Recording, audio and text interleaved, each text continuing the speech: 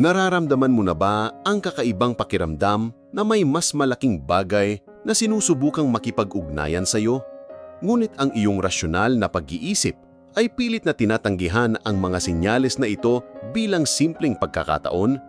Mayroong isang sandali sa buhay ng bawat tao kung saan ang kurtina sa pagitan ng nakikita at hindi nakikita ay nagiging napakanipis na imposibleng baliwalain ang mga mensaheng desperadong sinusubukang ihatid ng universo.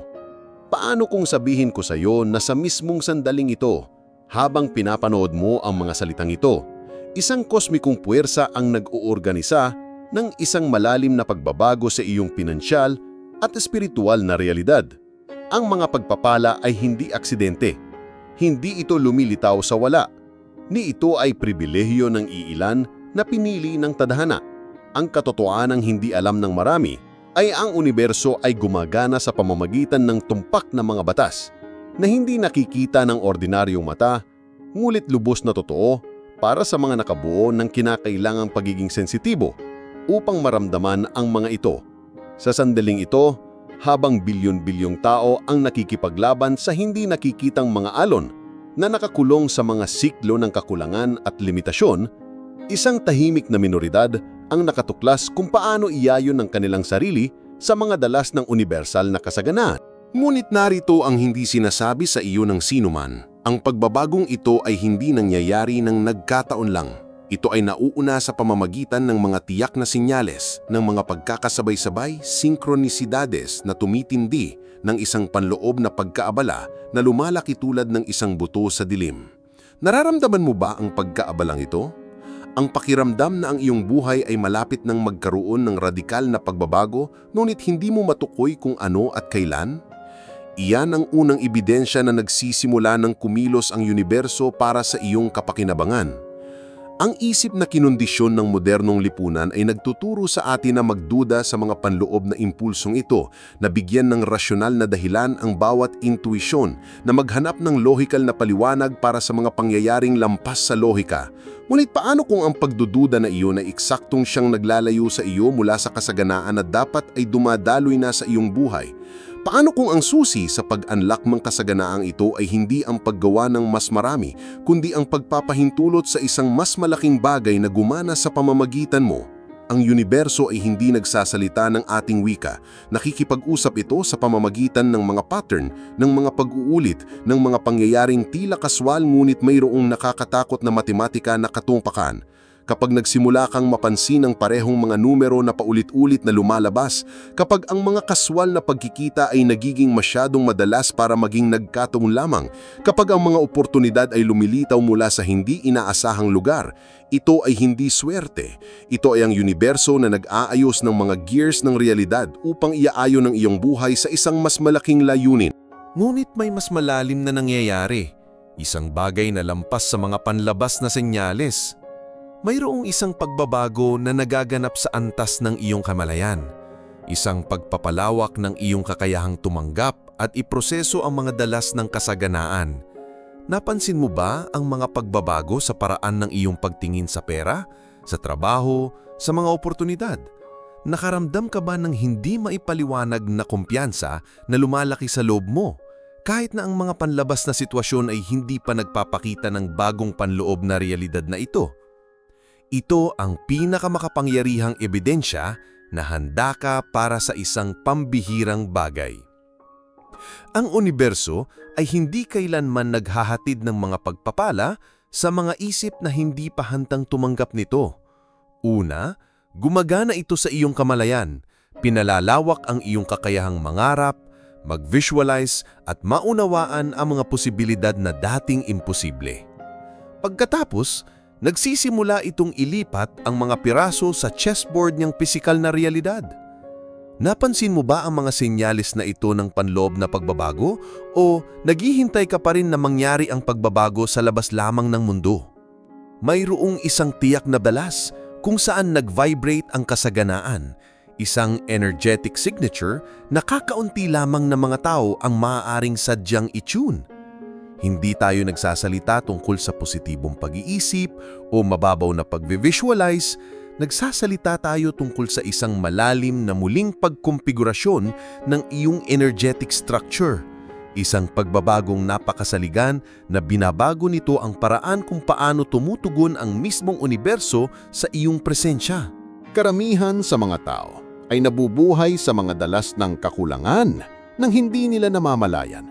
Gumigising sila na nag-aalala tungkol sa mga bayarin, natutulog na balisa tungkol sa kinabukasan, at ginugugol ang buong araw na naglalabas ng mga vibratory na sinyales na nagsasabi sa universo, wala akong sapat. Hindi ako sapat. Hindi ako karapat-dapat sa higit pa rito. At ang universo, na siyang perpektong salamin, ay simple lang na ibinabalik ang programang iyon sa kanila sa anyo ng mga limitadong sitwasyon. Ngunit kapag may nakatuklas kung paano maabot ang dalas ng kasaganaan, isang mahiwagang bagay ang nangyayari. Ang mga oportunidad ay nagsisimulang lumitaw mula sa hindi inaasahang lugar. Ang tamang mga tao ay dumarating sa tamang oras. Ang mga kayamanang tila imposibleng maabot ay nagkalakaroon ng anyo sa pamamagitan ng mga landas na hindi kailanmang maiisip ng isang lohikal na isip. Ito ay hindi pantasya. Ito ay quantum physics na inilapag sa realidad ng tao. At narito ang lihim na kakaunti lang ang nakakaalam. Ang dalas na ito ay hindi naaabot sa pamamagitan ng pagsisikap, kundi sa pamamagitan ng pagsuko. Hindi ito nakakamit sa pamamagitan ng pakikipaglaban, kundi sa pamamagitan ng pag-ayon. Kapag tumigil ka sa paglangoy laban sa agos at natutong dumaloy ayon sa mga batas ng universo, kapag pinalitan mo ang paglaban ng pagiging bukas, kapag pinalitan mo ang pagkontrol ng pagtitiwala, doon nagaganap ang tunay na mahika. Kung nakakaramdam ka ng malalim na pagkaugnay sa mga salitang ito, kung may isang bagay sa loob mo na nagpapatunay sa mga katotohanang alam na ng iyong kaluluwa, ngunit nakalimutan na ng iyong isip, isipin mong mag-subscribe sa channel na ito. Hindi dahil sa obligasyon, kundi dahil karapat-dapat kang magkaroon ng access sa mga kaalamang maaring ganap na magpabago sa iyong relasyon sa kasaganaan. Ang iyong pag-subscribe ay isang gawain ng pangako sa sarili, isang senyales sa universo na handa ka ng tumanggap ng higit pa. Ang universo ay patuloy na sinusubok ang ating kahandaan tumanggap. Nagpapadala ito ng maliliit na senyales, maliliit na oportunidad, maliliit na himala upang makita kung paano tayo tumutugon. Kung tumugon tayo ng may pasasalamat at magiging bukas, magpapadala pa ito ng higit pa. Kung tumugon tayo ng may pag-aalinlangan at paglaban, umaatras ito at maghihintay hanggang sa handa na tayo. Ito ang hindi nakikitang mekanismo na nagkokontrol sa daloy ng kasaganaan sa ating mga buhay. Ngunit may mas malalim pa na nangyayari sa tiyak na sandaling ito sa kasaysayan ng tao. Nabubuhay tayo sa isang panahon ng kolektibong paggising. Isang panahon kung saan ang mga hadlang sa pagitan ng pisikal na mundo at espiritual na mundo ay nagiging mas madaling malampasan. Ang mga taong nakakaalam sa pagbabagong ito, na umaayon sa mga bagong dalas na ito na magagamit, ay nakakaranas ng mga pagbabagong imposibleng mangyari ilang taon pa lang ang nakalipas. Naramdaman mo na ba ang pagbabagong ito? Ang pakiramdam na may isang bagay na mahalaga ang nagbabago hindi lamang sa iyong personal na buhay, kundi sa mismong tela ng realidad. Ang pakiramdam na nabubuhay tayo sa mga natatanging panahon, mga panahon kung saan ang imposible ay nagiging posible para sa mga may mata upang makita? Ang mga pagpapala na inilalabas ngayon ay hindi lamang material. Ito ay isang multidimensional na kasaganaan na kasama ang pinansyal na kasaganaan, oo, ngunit kasama rin ang kasaganaan ng layunin, ng makabuluhang ugnayan, ng mga nagpapabagong karanasan, ng mga oportunidad para sa paglago na hindi lamang nagpapataas ng iyong bank account, kundi pati na rin ng iyong kamalayan. Anong mga tiyak na senyales ang napansin mo sa iyong buhay na nagpapahiwatig na nagsimula na ang pagbabagong ito kahit nasa banayad na paraan? Narating natin ang mahalagang punto ng pagbubunyag na ito sa sandali kung saan ang mga salita ay nagiging malalim na pag-unawa at ang pag-unawa ay nagiging matingkad na karanasan. Ang matutuklasan mo ay hindi lamang impormasyon. ito ay isang master key na maaaring magbukas ng mga pinto sa iyong realidad na hindi mo alam na umiiral. Ang universo ay gumagana sa mga siklo, sa mga alon ng paglawak at pagliit, sa mga panahon ng paghahanda na sinusundan ng mga sandali ng paputok na pagpapakita. At sa mismong sandaling ito, sa kosmikong kasaysayan, tayo ay pumapasok sa isang yugto ng malawakang pagpapalabas ng mga pagpapala. Hindi para sa lahat, para lamang sa mga nakabuo ng kinakailangang pagiging sensitibo upang maramdaman at matanggap ang mga enerhiyang ito. Isipin ang iyong buhay bilang isang hardin na maingat na inihanda sa loob ng mga buwan o kahit taon. Ang mga buto ay naitanim sa pamamagitan ng bawat hamon na iyong hinarap, bawat aral na iyong natutunan, bawat sandali na pinili mong lumago sa halip na maging biktima. Ang lupa ng iyong kamalayan ay na-fertilize sa pamamagitan ng bawat karanasan ng sakit na ginawa mong karunungan, bawat takot na iyong dinaig, bawat limitasyon na iyong nalampasan. At ngayon, sa mismong sandaling ito, ang mga kosmikong kondisyon ay perpekto para sa mga buto na iyon upang sabay-sabay na tumubo. Ngunit narito ang hindi na iintindihan ng karamihan sa mga tao. Ang pagtubo na ito ay hindi nangyayari ng paunti-unti. Nangyayari ito sa mga alon, sa mga pagsabog ng pagpapakita na maaaring magpabago ng isang buong buhay sa loob lamang ng ilang linggo o buwan. Nakaramdam ka ba ng kakaibang pagpapabilis sa mga kaganapan sa iyong buhay? Isang pakiramdam na ang oras ay gumagalaw ng kakaiba?